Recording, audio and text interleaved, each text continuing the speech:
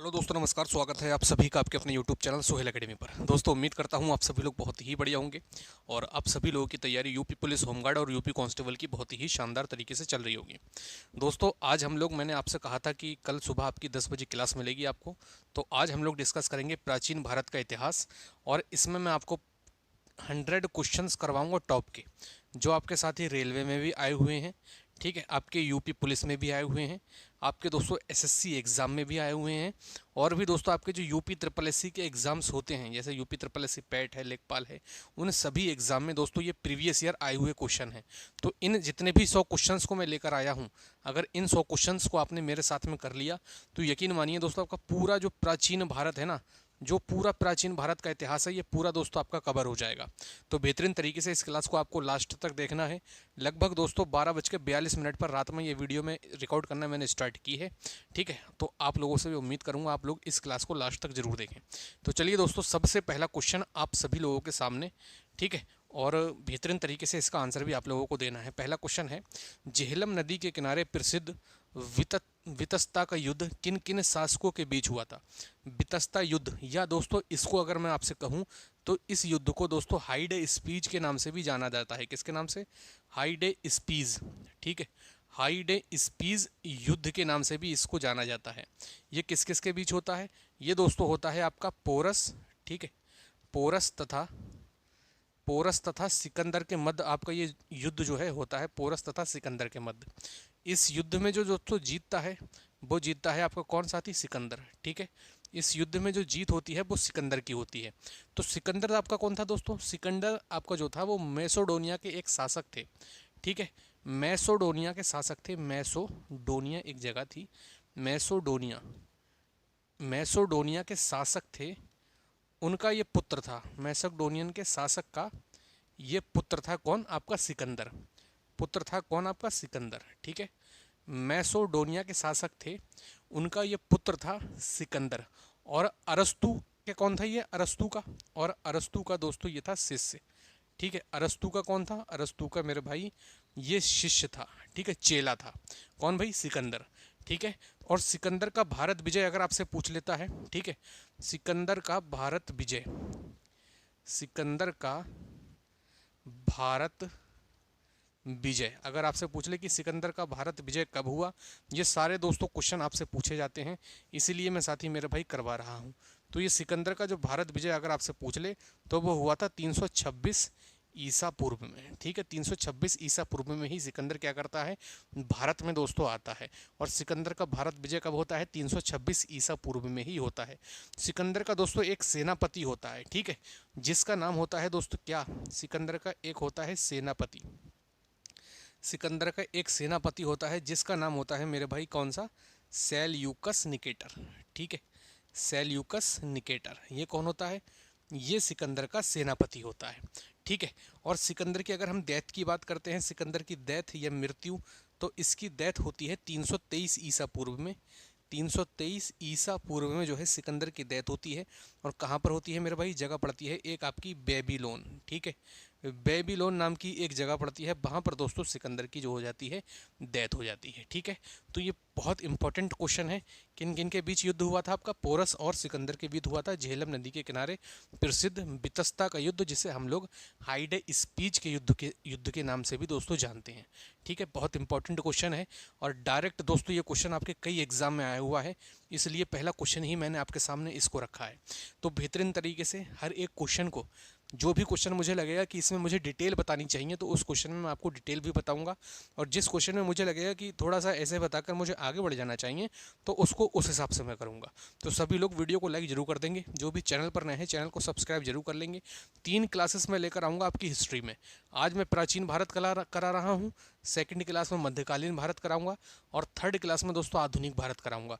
100 question इसमें कराऊंगा, 100 question मध्यकालीन में, और आधुनिक भारत में आपको जो कराऊंगा मैं 300 प्लस क्वेश्चन को दोस्तों कराऊंगा, क्योंकि आधुनिक भारत में नंबर ऑफ क्वेश्चंस ज़्यादा आते हैं आपके हर एक एग्जाम में, जैसा मैंने आपको कई सारी वीडियोज़ में बताया है, ठीक है। तो आगे बढ़ते हैं, आप चाहें तो इसका स्क्रीनशॉट ले सकते हैं, ठीक है, क्योंकि मैंने इसमें सारा मटेरियल मैंने लिख दिया है, ठीक है। तो आगे बढ़ते हैं दोस्तों, नेक्स्ट क्वेश्चन की ओर हम लोग बढ़ जाते हैं। नेक्स्ट क्वेश्चन है आपका, क्वेश्चन नंबर देखते हैं मेरे भाई कि दूसरा क्वेश्चन आपका क्या कह रहा है, ठीक है। थोड़ा जूम कर लेता हूँ मैं इसको। चलिए क्वेश्चन नंबर देखते हैं दूसरा, सेकंड क्वेश्चन नंबर बोल रहा है भारतीयों के लिए महान सिल्क मार्ग, ठीक है, भारतीयों के लिए महान सिल्क मार्ग का आरंभ किसने किया था? तो बताइए किसने किया था? कनिष्क ने, अशोक ने, हर्ष ने या फिर फाहियान ने? भारतीयों के लिए महान सिल्क मार्ग का आरंभ किसने किया था? तो ये दोस्त मेरे किया था किसने? कनिष्क ने, ठीक है। किसने किया था? कनिष्क ने किया था। तो कनिष्क की अगर हम लोग बात करते हैं तो एक चीन के शासक हुआ करते थे, चीन के शासक, ठीक है। एक था चीन का शासक, ठीक है, चीन का शासक था एक, जिसका नाम था मेरे दोस्त कौन सा? पान चाओ, ठीक है। चीन का शासक था जिसका नाम था आपका पान चाओ। इनके साथ में दोस्तों क्या होता है? युद्ध होता है। इनके साथ में युद्ध होता है किसका? कनिष्क का। किसका युद्ध होता है? कनिष्क का युद्ध होता है। किनके साथ में? चीन के शासक होते हैं एक पान चाओ, इनके साथ में युद्ध होता है। और इस युद्ध में दोस्तों जो जीतता है वो कौन जीतता है आपका? वो जीता है मेरे दोस्त कनिष्क, ठीक है, कनिष्क जीतता है। तो भारतीयों के लिए महान सिल्क मार्ग का आरंभ किसने किया था? मेरे दोस्त कनिष्क ने किया था। ऑप्शन नंबर ए जो है बिल्कुल करेक्ट आंसर जाने वाला है, ठीक है। नेक्स्ट क्वेश्चन पर देखते हैं। क्वेश्चन नंबर हम लोग दोस्तों आगे बढ़ेंगे और क्वेश्चन नंबर आपके सामने आएगा। तो क्वेश्चन नंबर तीसरा, जादू टोना, ठीक है, जादू टोना का अध्ययन किस वेद में किया गया है? यजुर्वेद में, ऋग्वेद में, सामवेद में या फिर अथर्ववेद में? तो जादू टोना का अध्ययन किस वेद में किया गया है? तो ये किया गया है मेरे दोस्त अथर्ववेद में, ठीक है। अथर्ववेद में जो है जादू टोना का अध्ययन किया गया है। अगर अथर्ववेद की मैं बात करता हूँ तो इसका उपवेद आपसे पूछ लेता है, उपवेद भी पूछ लेता है। तो अथर्ववेद का जो उपवेद होता है ना, उसको हम लोग बोलते हैं दोस्तों शिल्प वेद, ठीक है। शिल्प वेद जो है इसका उपवेद होता है। यजुर्वेद, ऋग्वेद, ठीक है। और पहला वेद दोस्तों आपका जो है वो यजुर्वेद है, वो आपका जो है ऋग्वेद है। और सबसे प्राचीन वेद भी दोस्तों कई बार क्वेश्चन पूछा गया है, तो सबसे प्राचीन वेद कौन सा है? ऋग्वेद है, ठीक है। और ऋग्वेद का दोस्तों अगर हम लोग उपवेद की बात करते हैं तो ऋग्वेद का जो उपवेद होता है उसको हम बोलते हैं दोस्तों आयुर्वेद, ठीक है। ऋग्वेद का जो उपवेद होता है उसको बोलते हैं हम लोग, क्या बोलते हैं? आयुर्वेद बोलते हैं, ठीक है। सामवेद की अगर मैं बात करूं तो सामवेद का जो उपवेद होता है इसको हम लोग बोलते हैं गंधर्व वेद, ठीक है। क्या बोलते हैं? गंधर्व वेद, ठीक है। गंधर्व वेद किसको बोलते हैं? सामवेद के उपवेद को। और इसको दोस्तों भारतीय संगीत का जनक भी कहा जाता है। क्या कहा जाता है? भारतीय संगीत का जनक, भारतीय संगीत का जनक किसको कहा जाता है? सामवेद को मेरे दोस्त कहा जाता है। यजुर्वेद को दोस्तों अगर मैं आपसे कहूं तो यजुर्वेद को दोस्तों कर्मकांड ग्रंथ के नाम से भी जाना जाता है। कर्मकांड, कर्मकांड ग्रंथ, ठीक है। कर्मकांड ग्रंथ के नाम से भी दोस्तों जाना जाता है किसको? यजुर्वेद को। और यजुर्वेद को दोस्तों हम लोग क्या कहते हैं? इसका उपवेद है धनुर्वेद, ठीक है। इसका उपवेद क्या है? धनुर्वेद जो है इसका उपवेद है। और ये यज्ञ और श्लोकों से संबंधित है, यज्ञ तथा श्लोकों से संबंधित है, सब यज्ञ तथा श्लोकों से संबंधित है आपका कौन? यजुर्वेद। ऋग्वेद दोस्तों सबसे प्राचीन वेद है, ठीक है। इसमें 1028 सूक्त हैं, ठीक है। 1028 सूक्त हैं, इसमें याद रखिएगा, ठीक है। 1028 सूक्त हैं, इसमें याद रखिएगा। और सबसे प्राचीन वेद कौन सा है? ऋग्वेद है, ठीक है। सबसे प्राचीन वेद कौन सा है मेरे भाई? ऋग्वेद है, ये दोस्तों आपको याद रखना है। और इसमें दोस्तों 10 मंडल हैं, इस बात को भी आप लोग याद रखेंगे। कितने? 10 मंडल हैं। 10 मंडल किसमें? आपके जो है ऋग्वेद में 10 मंडल हैं। और गायत्री मंत्र का उल्लेख भी किसमें है? आपका ऋग्वेद में है, गायत्री मंत्र, ठीक है। क्वेश्चन ये पूछे जाते हैं इसलिए मैं लिखा रहा हूँ। गायत्री मंत्र का उल्लेख, गायत्री मंत्र का उल्लेख भी किसमें है मेरे दोस्त? ये भी आपका दोस्तों ऋग्वेद में है, ठीक है। जिसमें क्या है? ऋग्वेद में है। और गायत्री मंत्र जिसकी रचना किसने की थी? आपसे रचना भी पूछ लेता है। तो रचना दोस्तों किसने की थी? रचना की थी आपकी विश्वामित्रा ने। रचना किसने की थी? विश्वामित्रा, विश्वामित्र ने दोस्तों जो है इसकी रचना की थी। मेरे दोस्त सारे क्वेश्चन उम्मीद करता हूँ क्लियर हो गए होंगे आपके यहाँ से, ठीक है। आगे बढ़ते हैं, इसका आंसर आपका चौथा था। क्लियर है? चलिए आगे बढ़ते हैं नेक्स्ट क्वेश्चन की तरफ। क्वेश्चन नंबर देखते हैं हम लोग चौथा क्या कह रहा है। क्वेश्चन नंबर चौथा है, निम्नलिखित में से कौन सा स्थल भारत में नहीं है? हड़प्पा, कालीबंगा, रंगपुर या फिर रोपड़? निम्नलिखित में से कौन सा स्थल जो है भारत में नहीं है? तो भारत में इसमें से कौन सा स्थल है जो नहीं है? तो दोस्तों हड़प्पा स्थल जो है आपका ये भारत में नहीं है, क्योंकि कालीबंगा भी दोस्तों भारत में है, रंगपुर भी और आपका रोपड़ भी। कालीबंगा की अगर मैं आपसे बात करता हूँ, ठीक है, तो ये पड़ता है साथ ही आपका राजस्थान में। ठीक है, कालीबंगा कहाँ पड़ता है मेरे दोस्त? राजस्थान में पड़ता है। ठीक है, रंगपुर आपको दोस्तों कहाँ पड़ता है? गुजरात के अहमदाबाद में। ठीक है, गुजरात के अहमदाबाद में, गुजरात के अहमदाबाद में पड़ता है आपका दोस्तों रंगपुर। ठीक है, रोपड़ आपका कहाँ पड़ता है? रोपड़ पड़ता है साथ ही आपके पंजाब में। ये सब साथ ही सभी आपके जो है भारत में है। और हड़प्पा जो पड़ता है दोस्तों, ये पड़ता है आपका कहाँ पर? पाकिस्तान। ठीक है, पाकिस्तान में मोंटगोमरी एक ज़िला है, मोंटगोमरी, मोंटगोमरी ज़िले में। ठीक है, पाकिस्तान के मोंटगोमरी ज़िले में दोस्तों आपका पड़ता है कौन? हड़प्पा। और हड़प्पा की अगर दोस्तों खोज पूछ ले, खोज, ठीक है, तो हड़प्पा की जो खोज हुई थी साथी, वो हुई थी आपकी 1921 में। और किसने की थी? वो की थी दोस्तों आपकी दयाराम साहनी ने। ठीक है, दयाराम साहनी ने। ठीक है, दयाराम साहनी ने दोस्तों जो है हड़प्पा की मेरे दोस्त खोज की थी। ठीक है, तो इतने क्वेश्चन आपके जो है हड़प्पा से इंपॉर्टेंट थे, जो मैंने दोस्तों आपको करा दिए हैं। ऑप्शन नंबर ए जो है करेक्ट आंसर जाने वाला है। जो भी आपको लगे इंपॉर्टेंट, मैं जो भी जानकारी दे रहा हूँ, तो उसका स्क्रीनशॉट आप लोग ले सकते हैं। ठीक है, चलिए आगे बढ़ते हैं, क्वेश्चन नंबर देखते हैं मेरे दोस्त। नेक्स्ट क्वेश्चन नंबर हमारा 5वां क्या कह रहा है? अशोक ने इन सभी में से कौन सा धर्म अपनाया था? ऑप्शन नंबर देख लें कौन कौन से ऑप्शन दिए हैं। बौद्ध धर्म, जैन धर्म, इस्लाम धर्म या फिर ईसाई धर्म। तो आपसे पूछ रहा है कि अशोक ने इनमें से कौन सा धर्म अपनाया था। तो अशोक ने, आप सभी को पता है, धर्म अपनाया था आपका बौद्ध धर्म। ठीक है, अशोक ने कौन सा धर्म अपनाया था? अशोक ने बौद्ध धर्म अपनाया था। और अगर बौद्ध धर्म की बात करते हैं, तो बौद्ध धर्म के दोस्तों संस्थापक अगर आपसे पूछ ले, संस्थापक, ठीक है, तो बौद्ध धर्म के संस्थापक कौन थे? महात्मा गौतम बुद्ध थे। ठीक है, कौन थे? महात्मा गौतम बुद्ध। महात्मा गौतम बुद्ध जो हैं बौद्ध धर्म के संस्थापक थे। इनके अगर हम लोग दाती जन्म की बात करते हैं, जन्म, तो इनका जन्म हुआ था 563 ईसा पूर्व में। 563 ईसा पूर्व में जो है आपका जन्म हुआ था किनका? महात्मा गौतम बुद्ध का। और कहाँ पर हुआ था? वो हुआ था साथ ही आपका कपिलवस्तु में। ठीक है, कपिलवस्तु लुम्बिनी में, कपिलवस्तु लुम्बिनी। ठीक है, लुम्बिनी, कपिलवस्तु लुम्बिनी में जो है इनका जन्म हुआ था 563 ईसा पूर्व में, महात्मा गौतम बुद्ध का। तो इसका आंसर जो है ए जो है आपका करेक्ट आंसर जाने वाला है। नेक्स्ट क्वेश्चन देखते हैं, क्वेश्चन नंबर है आपका 6। सारनाथ में किस सम्राट का स्तंभ है? अकबर का, अशोक का, शेरशाह का या फिर शाहजहां का? तो सारनाथ में किस सम्राट का स्तंभ है, ये क्वेश्चन दोस्तों आपको बताना है। तो सारनाथ में जो स्तंभ है वो किसका है मेरे दोस्त? अशोक का है। ऑप्शन नंबर बी जो है इसका करेक्ट होगा। सारनाथ में किस सम्राट का स्तंभ है? अशोक का है। ठीक है, और अशोक जो था साथ ही आपका ये बिंदुसार का उत्तराधिकारी अशोक महान था। ठीक है, बिंदुसार का उत्तराधिकारी ये क्या था? ये मेरा दोस्त बिंदुसार का उत्तराधिकारी, बिंदुसार का उत्तराधिकारी था। बिंदुसार का उत्तराधिकारी कौन था आपका? अशोक महान। ठीक है, अशोक महान, इसको तो अशोक ग्रेट कहा जाता था। ठीक है, अशोक महान, आदमी बढ़िया था भाई ये, अशोक महान। ठीक है, और राजगद्दी पर आपसे पूछ लेता है बैठने से पहले। ठीक है, तो आप ये भी लिख लेना कि राजगद्दी पर बैठने से पहले। ठीक है, राजगद्दी पर बैठने से पहले, ठीक है, राजगद्दी पर बैठने से पहले अशोक कहाँ का जो है राज्यपाल था? ठीक है, अशोक। ठीक है, तो अशोक जो था आपका मेरे भाई अवंती का राज्यपाल था। अवंती का राज्यपाल था।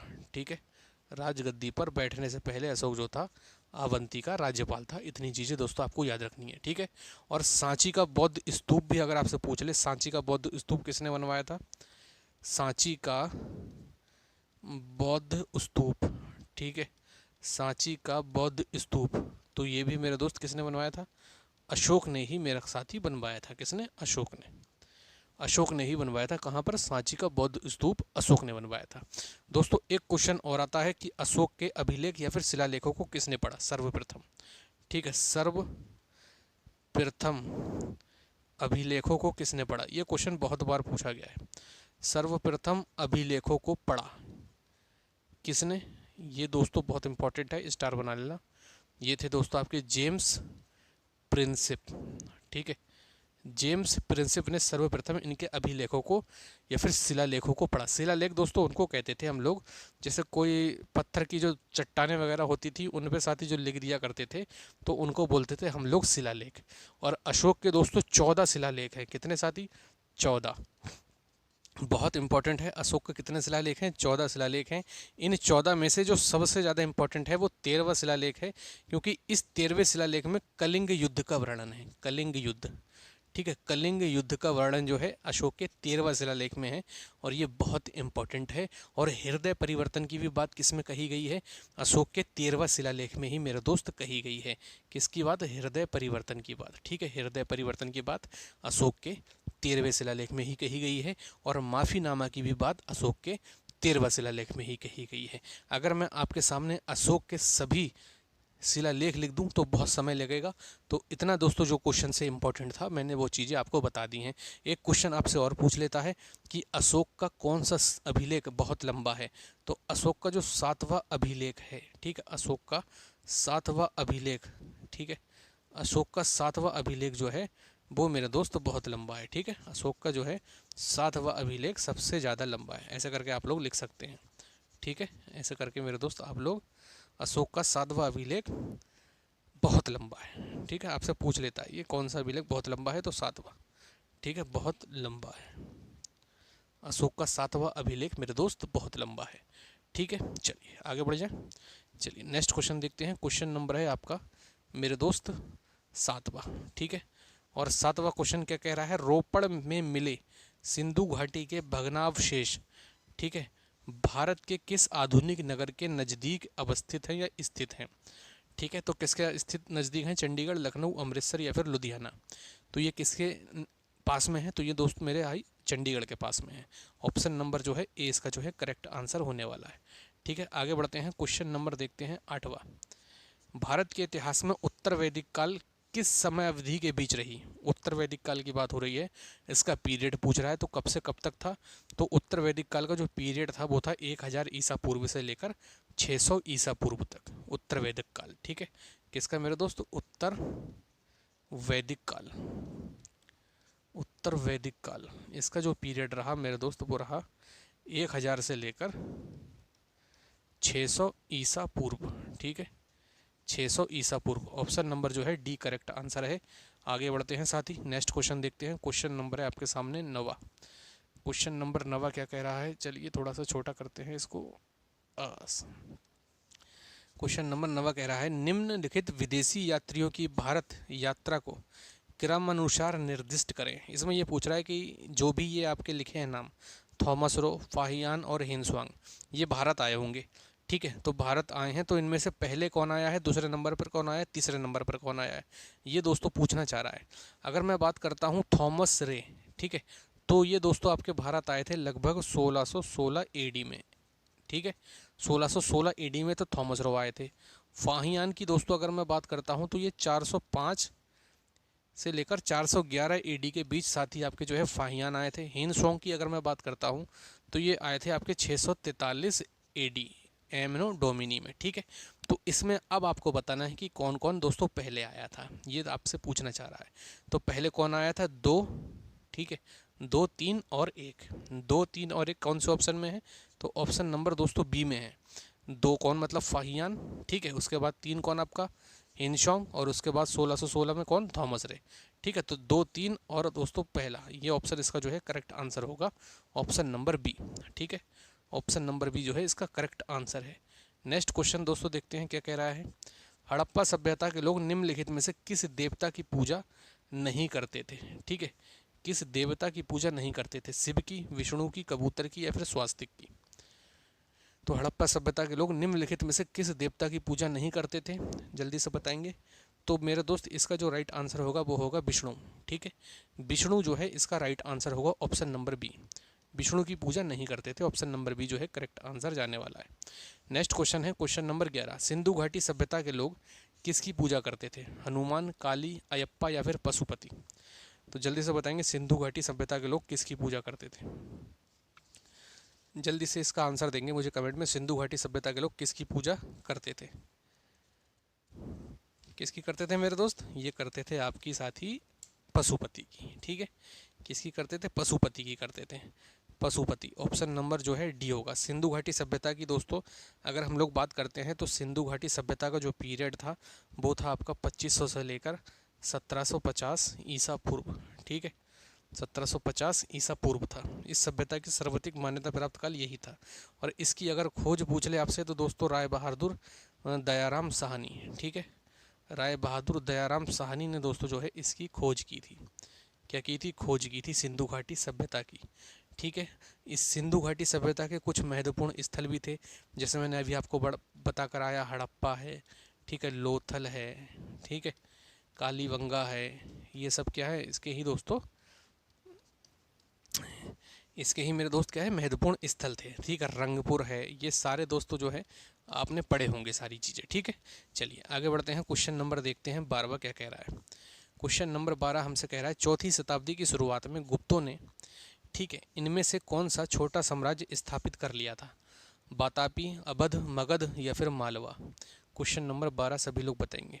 चौथी शताब्दी की शुरुआत में गुप्तों ने इनमें से कौन सा छोटा सा साम्राज्य स्थापित कर लिया था? तो वो कर लिया था दोस्तों आपका मगध। ठीक है, मगध जो है स्थापित कर लिया था। और इस क्वेश्चन की अगर मैं बात करूँ आपसे दोस्तों, आरआरबी में कई बार ये क्वेश्चन पूछा है, चाहे एएलपी हो चाहे मेरे दोस्त ग्रुप डी हो। ठीक है, कई बार ये क्वेश्चन पूछा हुआ है। चलिए नेक्स्ट क्वेश्चन देखते हैं। क्वेश्चन नंबर 13, सारनाथ कहाँ स्थित है? बिहार में, उत्तर प्रदेश में, झारखंड में या फिर उत्तराखंड में? तो सारनाथ कहाँ स्थित है? तो सारनाथ दोस्तों आपका उत्तर प्रदेश में स्थित है। इसमें बिल्कुल भी सोचने वाली बात ही मेरे दोस्त नहीं है। ठीक है, ऑप्शन नंबर बी जो है इसका करेक्ट आंसर हो जाएगा, उत्तर प्रदेश।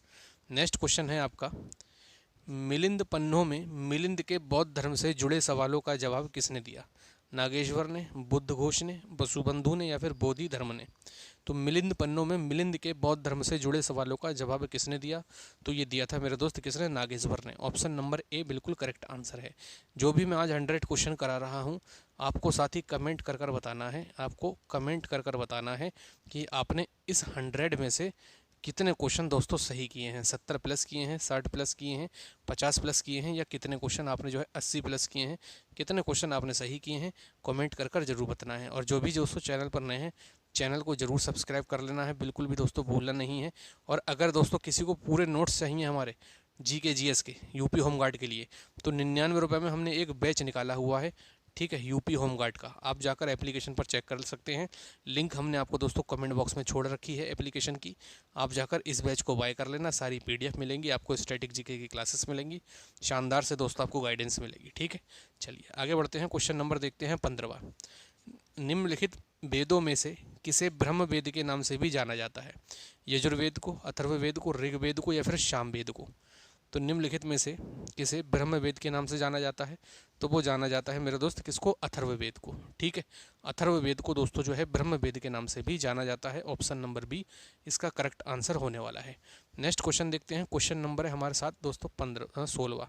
ठीक है, 16वां क्वेश्चन क्या कह रहा है हमारा, पद्मपाणि बोधिसत्व के चित्र कहाँ पाए जाते हैं? एलोरा की गुफा में, बाग गुफाओं में, बादामी गुफाओं या फिर अजंता की गुफाओं में? तो पद्मपाणि बोधिसत्व के चित्र कहाँ पाए जाते हैं? ये मेरे दोस्त पाए जाते हैं अजंता की गुफाओं में। ऑप्शन नंबर जो है आपका डी करेक्ट आंसर दोस्तों होने वाला है।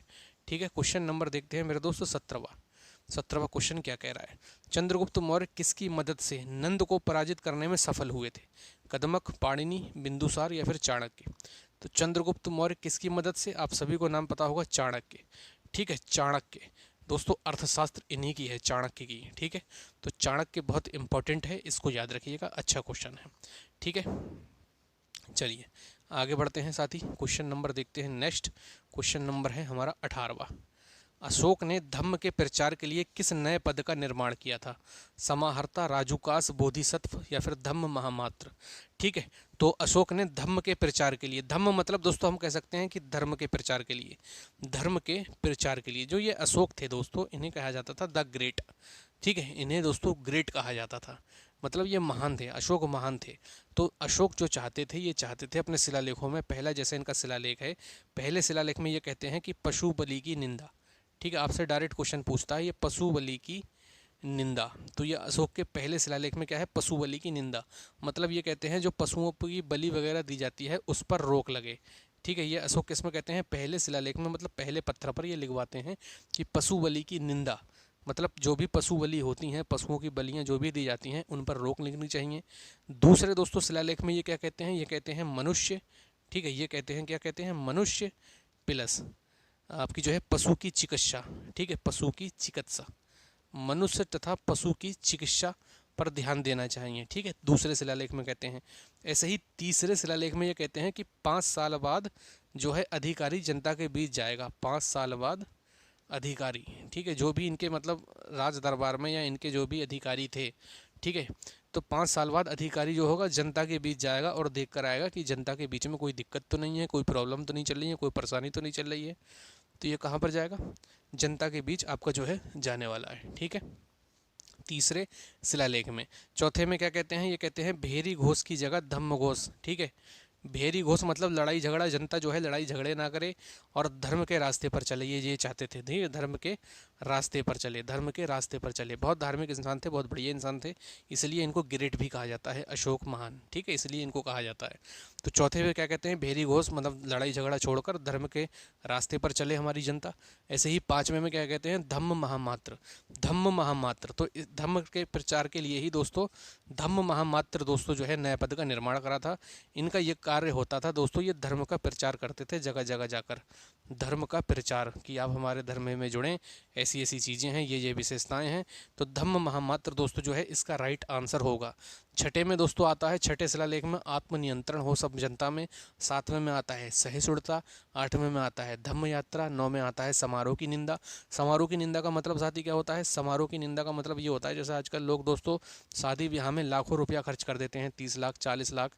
तो ये कहते हैं कि इतना शादियों में इतना पैसा नहीं खर्च करना चाहिए, इसकी निंदा होनी चाहिए, ये चीज़ें सही नहीं है, ठीक है। 10वें ये क्या कहते हैं, ख्याति और गौरव की निंदा, जो आदमी फेम के पीछे पागल है, ये उसकी बात करते हैं 10वें शिलालेख में। 11वें में बात करते हैं धर्म की परिभाषा की। 12वें में दोस्तों महिला भी धम्म महामात्र बन सकती है। और 13वें में दोस्तों माफ़ीनामा, कलिंग युद्ध की वजह से। कलिंग युद्ध में क्या होता है दोस्तों, कई मासूम लोगों की जान चली जाती है, तो दोस्तों ये क्या करते हैं, तो ये एक पत्थर पर दोस्तों लिखवा देते हैं, 13वां शिलालेख जिसे कहा गया। और उसमें जो है हृदय परिवर्तन की बात करते हैं कि आज के बाद मैं कोई भी युद्ध नहीं करूँगा जिससे कोई भी जनता बेवजह जो है मारी जाए या परेशान हो या कुछ भी हो। तो 13वें में क्या है, माफ़ीनामा है कलिंग युद्ध की वजह से, और हृदय परिवर्तन की बात 13वें शिलालेख में कही गई है, ठीक है। और 14 शिलालेख में ये क्या कहते हैं, 14वें शिलालेख में ये कहते हैं कि जनता हमारी जो भी है वो अच्छा जीवन जिए, ठीक है, जनता जो है अच्छा जीवन जिए, अच्छे से रहे। तो ये 14 शिलालेख थे जो मैंने दोस्तों आपको हल्के हल्के बता दिए। इसका 18वें का जो है ऑप्शन नंबर डी होगा, धम्म महामात्र मतलब होता है धर्म का प्रचार करने वाला, ठीक है। चलिए आगे बढ़ते हैं, क्वेश्चन नंबर देखते हैं 19वां। क्वेश्चन नंबर 19 कह रहा है चीनी यात्री हेनशोंग किसके समकालीन थे, चंद्रगुप्त तृतीय के, रुद्रदेवी के, हर्षवर्धन के, या फिर बिंदुसार के। जल्दी से बताएंगे, क्वेश्चन नंबर 19 जो है हमारा क्या आंसर हो जाएगा। तो ये किसके समकालीन थे, तो ये मेरे दोस्त हर्षवर्धन के समकालीन थे, हर्षवर्धन के समकालीन थे, ठीक है, हर्षवर्धन। चलिए ऑप्शन बहुत बढ़िया, आगे बढ़ते हैं, आगे बढ़ जाएं। एक क्वेश्चन दोस्तों यहाँ पर और आ रहा है मेरे दिमाग में हर्षवर्धन से ही, तो वो दोस्तों क्वेश्चन है मेरा कुंभ मेला, ठीक है, कुंभ मेला।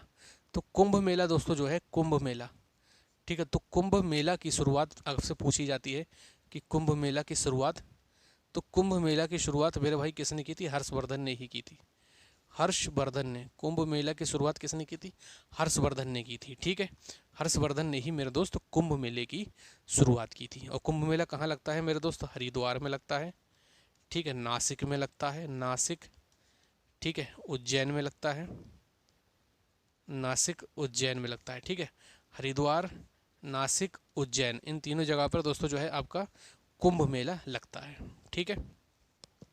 हरिद्वार हो गया, नासिक हो गया, और आपका दोस्तों उज्जैन हो गया, इन तीनों जगह पर जो है आपका कुंभ मेला लगता है। एक जगह को और है, मेरे दिमाग में नहीं आ रही है, एक जगह बची है, आपके दोस्तों याद हो तो कमेंट कर कर बताना, अगर मुझे क्लास में याद आती तो मैं बता दूंगा, ठीक है। हरिद्वार, नासिक, उज्जैन, इन 3 जगह तो मुझे याद आ रही है कन्फर्म।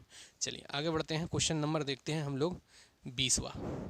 20वां क्वेश्चन आपसे क्या कह रहा है, क्वेश्चन नंबर 20, निम्नलिखित में से किस साम्राज्य का कोंकोई में अपना निजी प्राचीन बंदरगाह है, ठीक है, कोंकोई में अपना जो है निजी मतलब पर्सनल प्राचीन बंदरगाह है, तो किसका है साथी, पांडे का, पल्लव का, चोल का, या फिर चेर का।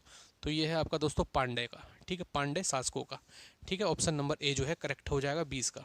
नेक्स्ट क्वेश्चन है हमारा क्वेश्चन नंबर 20। बुद्ध का वास्तविक नाम क्या था? सिद्धार्थ, चन्ना, शुद्धोधन या फिर कंठक? तो आप सभी को पता है कि बुद्ध का जो वास्तविक नाम था मेरे दोस्त वो था आपका सिद्धार्थ। ठीक है, सिद्धार्थ नाम था इनका। चलिए आगे बढ़ते हैं, क्वेश्चन नंबर देखते हैं 22वां। क्वेश्चन नंबर 22 क्या कह रहा है? अशोक की लिपि को पहली बार पढ़ने में कौन सफल हुआ? मैं आपको बता कर आया था कि कौन था आपका साथी, जेम्स प्रिंसेप था, जिसने अशोक के शिलालेखों को या अभिलेखों को सर्वप्रथम पढ़ा था। तो ऑप्शन नंबर बी जो है इसका करेक्ट हो जाएगा, कौन? James Prinsep. ठीक है, चलिए आगे बढ़ते हैं, क्वेश्चन नंबर देखते हैं 22वां हमारा क्या कह रहा है। क्वेश्चन नंबर 22 हमारा है, 23वां हमारा है, निम्न में से कौन सा शहर चालुक्यों की राजधानी थी? तंजौर, बादामी, कांचीपुरम या फिर मदुरै? ठीक है, तो निम्न में से कौन सा शहर चालुक्यों की राजधानी थी? जल्दी से बताएंगे। तो बोथी साथी आपकी बादामी। ठीक है, बादामी जो है ऑप्शन नंबर बी बिल्कुल करेक्ट आंसर जाने वाला है। नेक्स्ट क्वेश्चन देखते हैं, क्वेश्चन नंबर है हमारा 24। निम्न में से किसने प्रसिद्ध महाकाव्य किरात, ठीक है, किरात तर्जुनियम किसने लिखा है? ये आपसे पूछ रहा है। भारवी ने, कालिदास ने, चाणक्य ने या फिर अश्व घोष ने? तो जो है निम्न में से किसने प्रसिद्ध महाकाव्य किरात तर्जुनियम किसने लिखा है? तो ये लिखा है साथी आपकी भारवी ने। ठीक है, तो ऑप्शन नंबर ए जो है करेक्ट आंसर जाने वाला है। आरपीएफ एसआई में दोस्तों आपसे ये क्वेश्चन पूछा गया है अभी। ठीक है, चलिए आगे बढ़ते हैं, नेक्स्ट क्वेश्चन देखते हैं। क्वेश्चन नंबर है हमारा 25वां। विजयालय जो चोल वंश का संस्थापक था वह पहले सामंत था कहाँ का? कादम्बरों का, पांड्यों का, पल्लवों का या फिर राष्ट्रकूटों का? विजयालय जो चोल वंश का संस्थापक था वह पहले कहाँ का सामंत था? तो वो साथी था आपका पल्लवों का सामंत। ठीक है, ऑप्शन नंबर सी इसका करेक्ट आंसर जाने वाला है। नेक्स्ट क्वेश्चन देखते हैं, क्वेश्चन नंबर 26। राष्ट्रकूट राजवंश की स्थापना किसने की? दंतीदुर्ग ने, पुलकेशिन ने, अग्निपुत्र ने या फिर राजा राज चोल ने? तो राष्ट्रकूट राजवंश की स्थापना किसने की थी? तो ये की थी मेरे साथी किसने? दंती दुर्ग ने। ठीक है, दंती दुर्ग ने की थी। ऑप्शन नंबर ए 26 का बिल्कुल करेक्ट आंसर जाने वाला है। नेक्स्ट क्वेश्चन है हमारा, क्वेश्चन नंबर है 27। विक्रमशिला विश्वविद्यालय कहाँ स्थित है? महाराष्ट्र में, दिल्ली में, गुजरात में या फिर बिहार में? तो विक्रमशिला विश्वविद्यालय कहाँ स्थित है? एकदम बेहतरीन तरीके से बताएंगे।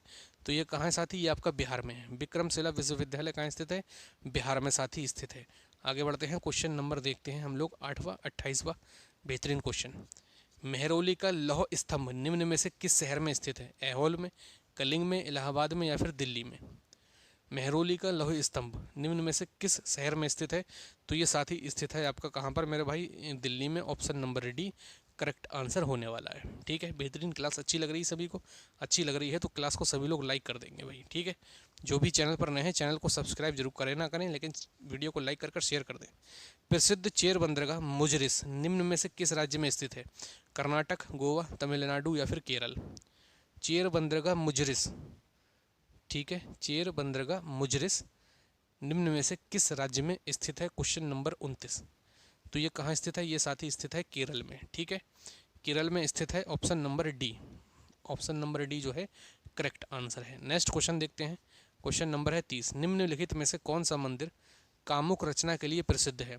खजुराहो, मर्तंड सूर्य मंदिर, कामाख्या या फिर दिलवाड़ा मंदिर? तो ये कौन सा है? ये मेरा दोस्त है खजुराहो मंदिर। ठीक है, खजुराहो मंदिर जो है कामुक रचना के लिए प्रसिद्ध है। आगे बढ़ते हैं दोस्तों, क्वेश्चन नंबर देखते हैं। नेक्स्ट क्वेश्चन नंबर है हमारा 31। 31 कह रहा है अशोक का सिंह स्तंभ कहाँ स्थित है? सांची, सारनाथ, पाटलिपुत्र या फिर मेहरौली? अशोक का सिंह या स्तंभ कहाँ स्थित है? ये साथी सारनाथ में स्थित है। ठीक है, सारनाथ में स्थित है। आगे बढ़ जाएं, क्वेश्चन नंबर देख लेते हैं। नेक्स्ट क्वेश्चन नंबर है हमारे पास 32वां। महाबलीपुरम में प्रसिद्ध समुद्र तट का निर्माण किसने किया था? नरसिंह वर्मन फर्स्ट में, राजेंद्र चोल ने, आदित्य करिकालन ने या फिर नरसिंह वर्मन ने? आदित्य करिकालन मूवी देखी थी साथी हमने, कौन सी आई थी? एक बढ़िया मूवी थी यार। ठीक है, वो देखी थी, बढ़िया अच्छी मूवी थी। PS1 करके ऐसी कुछ थी, PS1 PS2 करके। ठीक है, तो महाबलीपुरम में प्रसिद्ध समुद्र तट का निर्माण किसने किया था? जल्दी से बताएंगे। तो ये किया था नरसिंह वर्मन सेकंड ने। ठीक है, नरसिंह वर्मन सेकंड ने किया था। ऑप्शन नंबर डी जो है इसका करेक्ट आंसर होने वाला है। आगे बढ़ते हैं साथी, क्वेश्चन नंबर देखते हैं हम लोग। क्वेश्चन नंबर है हमारे पास 33। खजुराहो में कंदारिया महादेव मंदिर किस भगवान को समर्पित है? ब्रह्मा को, विष्णु को, शंकर को या फिर कृष्णा को? तो खजुराहो में जो कंदारिया महादेव का मंदिर है ये दोस्तों किसको समर्पित है? ये समर्पित है मेरे दोस्त शंकर को। ठीक है, शंकर को समर्पित है। ऑप्शन नंबर सी शंकर जो है करेक्ट आंसर जाने वाला है। आगे बढ़ते हैं साथी, क्वेश्चन नंबर देखते हैं हम लोग 34। निम्नलिखित में से किस राजवंश ने बेसर शैली के मंदिर वास्तुकला की शुरुआत की थी? बताइए। निम्नलिखित में से किस राजवंश ने बेसर शैली के मंदिर वास्तुकला की शुरुआत की थी? तो ये की थी मेरे दोस्त किसने? चालुक्य ने। ठीक है, चालुक्य वंश ने। ठीक, चालुक्य वंश। ऑप्शन नंबर कौन सा हो जाएगा? ऑप्शन नंबर बी, चालुक्य के साथ ही इसका राइट आंसर जाने वाला है। आगे बढ़ते हैं, क्वेश्चन नंबर देखते हैं मेरे साथी। क्वेश्चन नंबर है 35। बेहतरीन क्वेश्चन। पौल साम्राज्य का संस्थापक कौन था? शशांक, दंतीदुर्ग, शिमुख और गोपाल। तो पौल वंश का जो संस्थापक था मेरे दोस्त कौन था? वो गोपाल था। ऑप्शन नंबर कौन सा हो जाएगा? डी हो जाएगा, करेक्ट आंसर है। ठीक है, आगे बढ़ जाएं। क्वेश्चन नंबर देखते हैं 36। मिलिंद पन्नो पाठ किससे संबंधित है? बौद्ध धर्म, ईसाई धर्म, जैन धर्म या फिर यहूदी धर्म? मिलिंद पन्नो पाठ किससे संबंधित हैं? ये साथ ही संबंधित हैं आपके बौद्ध धर्म से। ठीक है, बौद्ध धर्म से संबंधित हैं। Option number A correct answer होने वाला है। नेक्स्ट क्वेश्चन है, पशुपति की आकृति किस काल में मिली है? मौर्य काल में, गुप्त काल में, वैदिक काल में या फिर हड़प्पा संस्कृति में? पशुपति की आकृति किस काल में मिली है? ये मिली है मेरे दोस्तों हड़प्पा संस्कृति में। ठीक है, हड़प्पा संस्कृति में मिली है। ऑप्शन नंबर डी में करेक्ट आंसर है। नेक्स्ट क्वेश्चन है, निम्नलिखित में से किसने पाटलिपुत्र की नींव रखी थी? अशोक ने, उदयन ने, दशरथ ने या फिर चंद्रगुप्त मौर्य ने? तो पाटलिपुत्र की नींव अगर आपसे पूछे तो इसका जो आंसर देना है आपको दोस्तों वो देना है उदयन। ऑप्शन नंबर बी जो है करेक्ट आंसर इसका आपको साथ ही देना है। बहुत शानदार तरीके से इसका आंसर करेक्ट हो जाएगा बिल्कुल। ठीक है, चलिए आगे बढ़ते हैं। क्वेश्चन नंबर देखते हैं हम लोग। नेक्स्ट क्वेश्चन नंबर है 39। 39 क्वेश्चन कह रहा है, निम्नलिखित में से अंतिम मौर्य राजा कौन था? बृहदत्त, कुणाल, दशरथ या फिर पुष्पमित्र? ठीक है, बताइए। निम्नलिखित में से अंतिम मौर्य राजा कौन था? तो वो था साथी आपका बृहदत्त। इसकी दोस्तों हत्या कर देता है कौन? इसकी हत्या कर देता है आपका पुष्पमित्र शुंग। ठीक है, पुष्पमित्र शुंग इसकी हत्या कर देता है कौन? पुष्पमित्र शुंग। और यही दोस्तों जो है अंतिम मौर्य राजा होता है। अंतिम मौर्य राजा कौन था? बृहदत्त था। ठीक है, इसकी हत्या कौन कर देता है? पुष्पमित्र शुंग जो है इसकी हत्या दोस्तों कर देते हैं। आगे बढ़ते हैं, क्वेश्चन नंबर देखते हैं 40। क्वेश्चन नंबर 40, सिकंदर ने भारत पर किस वर्ष आक्रमण किया था? शायद मैं आपको पहला क्वेश्चन यही करा कर आया हूँ। ठीक है, तो सिकंदर ने किस वर्ष भारत पर आक्रमण किया था? मैंने कहा था आपसे 326 ईसा पूर्व। ठीक है, मैंने आपसे क्या कहा था? 326 ईसा पूर्व। इसका जो है करेक्ट आंसर जाने वाला है। ऑप्शन नंबर दोस्तों जो है ए आपका जो है करेक्ट आंसर हो जाएगा। ठीक है, 326 ईसा पूर्व। चलिए नेक्स्ट क्वेश्चन देखते हैं। क्वेश्चन नंबर देखते हैं हम लोग आगे 41वां। बढ़िया क्वेश्चन है, अच्छा क्वेश्चन है। निम्न में से किस हड़प्पा स्थल में गोदी डॉकयार्ड थी? धौलावीरा में, लोथल में, कालीबंगा में या फिर बनवाली में?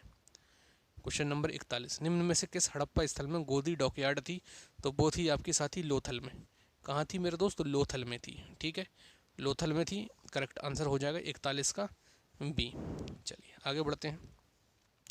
निम्न में से किसने प्रसिद्ध खेल सांप सीढ़ी का सृजन किया था? आर्यभट्ट ने, ज्ञानदेव ने, बारामिहिर ने या फिर ब्रह्मगुप्त ने? तो निम्न में से किसने प्रसिद्ध खेल जो था सांप सीढ़ी का सृजन किया था? तो किसने किया था? ये किया था मेरे दोस्त ज्ञानदेव ने। ठीक है, ज्ञानदेव जो है ऑप्शन नंबर बी इसका जो है राइट आंसर हो जाएगा। आगे बढ़ जाते हैं क्वेश्चन नंबर बी से हम। क्वेश्चन नंबर है हमारा 43। निम्न में से कौन से भारत के सबसे पुराने सिक्के थे? ताम्र सिक्के, पंचमार्क, शीशे के सिक्के या फिर स्वर्ण सिक्के? तो निम्न में से कौन से भारत के सबसे पुराने सिक्के थे? तो वो थे आपके साथी पंचमार्क सिक्के। ठीक है, पंचमार्क सिक्के जो थे भारत के सबसे पुराने सिक्के थे। आगे बढ़ते हैं, क्वेश्चन नंबर देखते हैं 44। स्तूप क्या है? स्तूप सावधान टीला, आवासीय क्षेत्र, खुला सभागृह या फिर प्रार्थना सभागृह? तो स्तूप जो था ना वो सावधान टीला था, सावधान टीला।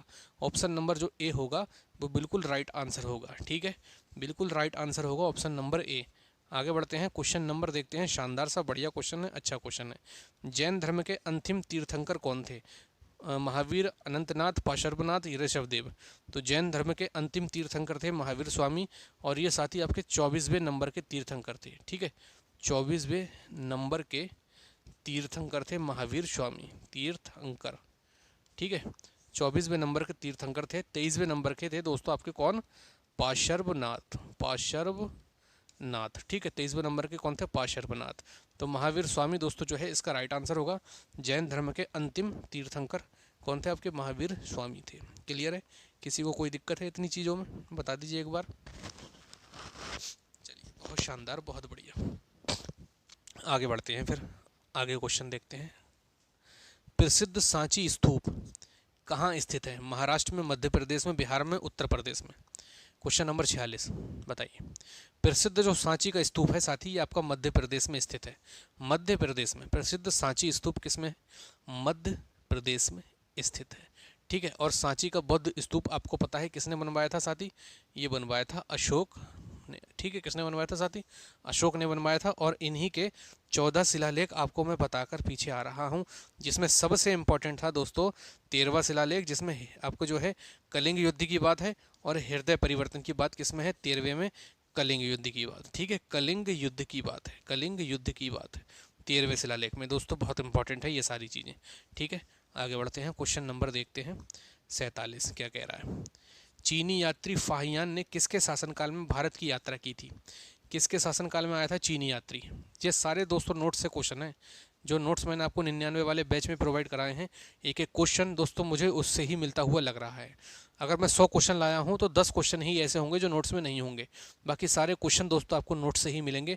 और ऐसा नहीं है ये क्वेश्चन मैं अपनी तरफ से बना के लाया हूँ, आप कहेंगे तो मैं दोस्तों सारे प्रीवियस ईयर आपको दिखा दूंगा, सब प्रीवियस ईयर क्वेश्चन आए हुए, अगर आपको डाउट होगा तो। ये जो नोट्स मैंने आपको 99 रुपये में अवेलेबल कराए हैं होमगार्ड वाले बैच में, ये बहुत इंपॉर्टेंट नोट्स हैं। इनको अच्छे से पढ़ो, बार बार पढ़ो, ज़बरदस्त तरीके से पढ़ो। क्वेश्चन दोस्तों आपको यहाँ से देखने को मिलेंगे। तो चीनी यात्री फाहियान ने किसके शासनकाल में भारत की यात्रा की थी बताएंगे? तो चंद्रगुप्त द्वितीय के। ठीक है, चंद्रगुप्त द्वितीय के। ऑप्शन नंबर सी जो है करेक्ट आंसर होने वाला है। नेक्स्ट क्वेश्चन है क्वेश्चन नंबर 48। संगम साहित्य का निम्नलिखित में से कौन सा ग्रंथ व्याकरण और काव्यशास्त्र से संबंधित है? बताएंगे इनमें से कौन सा आंसर होगा भाई क्वेश्चन नंबर 48? तो वो हो जाएगा तोलकाप्पियम। तोलकाप्पियम जो है ऑप्शन नंबर सी। ठीक है, ऑप्शन नंबर सी तोलकाप्पियम इसका जो है करेक्ट आंसर होगा। नेक्स्ट क्वेश्चन है 49। निम्नलिखित में से कौन सा वैदिक शिल्प पाठ धन विज्ञान से संबंधित है? गंधर्व वेद, आयुर्वेद, शिल्प शास्त्र या फिर धनुर्वेद? 49। तो शिल्प पाठ धन विज्ञान से संबंधित कौन होगा आपका मेरे दोस्त? वो होगा शिल्प शास्त्र। ठीक है, option number C correct answer होने वाला है, शिल्प शास्त्र। नेक्स्ट क्वेश्चन देखते हैं। और अर्धशतक दोस्तों लगभग हम लोग लगा चुके हैं, अर्धशतक लग गया है हमारा। पहली जैन परिषद कहाँ आयोजित की गई थी? कुशीनगर में, पाटलिपुत्र में, मदुरै में या फिर बल्लभी में? जल्दी से इसका आंसर मुझे चाहिए आप सभी बच्चों से। ठीक है, प्रथम पहली जैन परिषद या पहली जैन संगीति भी हम लोग इसको कह सकते हैं। तो प्रथम जैन संगीति की अगर आपसे मैं बात करूं मेरे दोस्त, तो ये कहाँ होती है साथी? प्रथम जैन संगीति ये होती है साथी आपकी पाटलिपुत्र में। ठीक है, कहाँ होती है? पाटलिपुत्र में होती है। स्थूल भद्र की दोस्तों अध्यक्षता होती है, स्थूल भद्र की अध्यक्षता। ठीक है, स्थूल भद्र की साथी अध्यक्षता होती है किसमें? प्रथम जैन संगीति आपकी कहाँ होती है? पाटलिपुत्र में, स्थूल भद्र की अध्यक्षता होती है। और ये होती कब है दोस्तों? 300 ईसा पूर्व में। ठीक है, 300 ईसा पूर्व में होती है। तो पाटलिपुत्र दोस्तों कौन सा ऑप्शन है? ऑप्शन नंबर साथी बी, क्वेश्चन नंबर 50 का जो है राइट आंसर होगा पाटलिपुत्र। ठीक है, द्वितीय जैन संगीति की अगर मैं बात करता हूँ, दूसरी, ठीक है, दूसरी जैन संगीति की अगर हम लोग बात करते हैं तो ये होती है गुजरात में। ठीक है, दूसरी जन संगति होती है गुजरात में। और कौन होते हैं दोस्तों इसके? शर्मा श्रवण। ठीक है, शर्मा श्रवण की दोस्तों अध्यक्षता में होती है, शर्मा श्रवण की अध्यक्षता में होती है 6वीं शताब्दी में, 6वीं शताब्दी में होती है द्वितीय। ठीक है, और जैन धर्म के दोस्तों एक क्वेश्चन आता है कि जैन धर्म के त्रिरत्न आपसे पूछ लेता है कि जैन धर्म के त्रिरत्न इनमें से कौन से नहीं हैं या कौन से हैं ये करके। ठीक है, तो जैन धर्म के त्रिरत्न इसको याद रखना कौन कौन से हैं। एक तो है दोस्तों आपका सम्यक ज्ञान। ठीक है, सम्यक ज्ञान,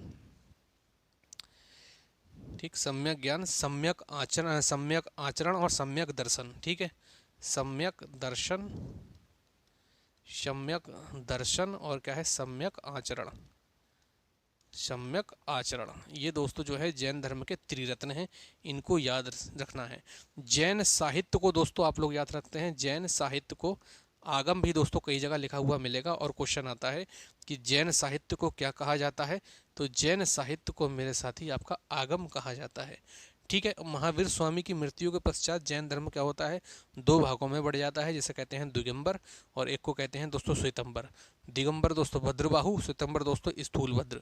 जैन धर्म में आत्मा और पुनर्जन्म की मान्यता है, और जैन तीर्थंकरों की जीवनी जो है भद्रबाहु द्वारा रचित किस में मिलती है, कल्प सूत्र में मिलती है, कल्प सूत्र में। ठीक है, कल्प सूत्र में मिलती है।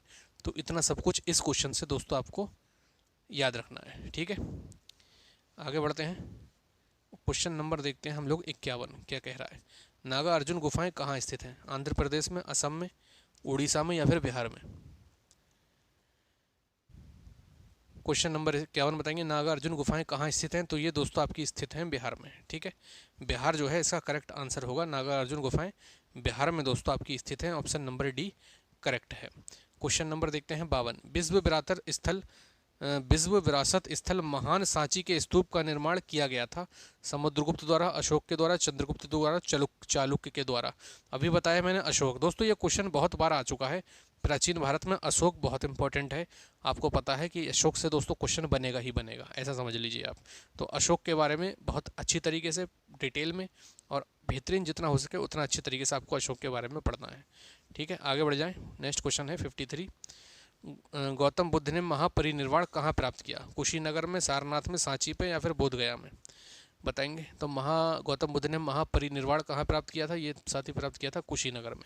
ऑप्शन नंबर जो होगा ए जो है करेक्ट आंसर होने वाला है। नेक्स्ट क्वेश्चन है, बताएंगे इसका सभी लोग आंसर क्या होने वाला है। कंदारिया महादेव मंदिर की वास्तुकला निम्नलिखित में से कौन सी वास्तुकला का उदाहरण है, द्रविड़, होशल, बेसर या फिर नागर। क्वेश्चन नंबर 54, तो किसका उदाहरण है, ये दोस्तों उदाहरण है नागर का। ठीक है, किसका है, नागर का उदाहरण है, ऑप्शन नंबर डी बेहतरीन तरीके से आपको दोस्तों याद रखना है। 55 देखते हैं, तीसरे तमिल संगम की अध्यक्षता किसने की थी, कालिदास ने, नक्कीरार ने, वासुमित्र ने या फिर चाणक्य ने। तीसरे तमिल संगम की अध्यक्षता ये की थी नक्कीरार ने। ठीक है, नक्कीरार ने की थी। 55 का option number B correct answer होने वाला है। नेक्स्ट क्वेश्चन देखते हैं, किसने गांधी से चंपारण में किसानों की समस्याओं पर ध्यान देने का आगे देख नहीं रहा है, ध्यान देने का अनुरोध किया था। ठीक है, किसने किया था, ये दोस्तों आपसे पूछ रहा है क्वेश्चन नंबर 56।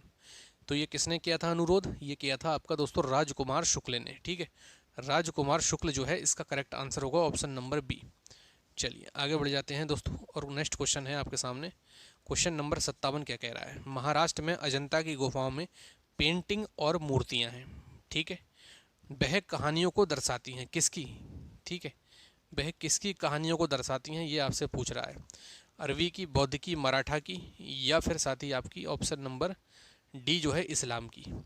तो किसकी कहानियों को दर्शाती हैं महाराष्ट्र में जो पेंटिंग है, जो गुफाएं हैं अजंता में। ठीक है, अजंता की गुफाओं में, तो ये किसकी को दर्शाती हैं, ये दर्शाती हैं दोस्तों बौद्ध धर्म की।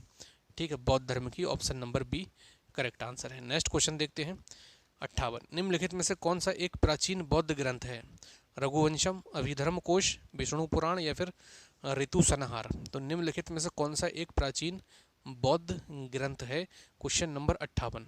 तो कौन है, अभिधर्म कोश है आपका। अभिधर्म कोश जो है एक प्राचीन बौद्ध ग्रंथ है। ठीक है, क्या है, प्राचीन बौद्ध ग्रंथ।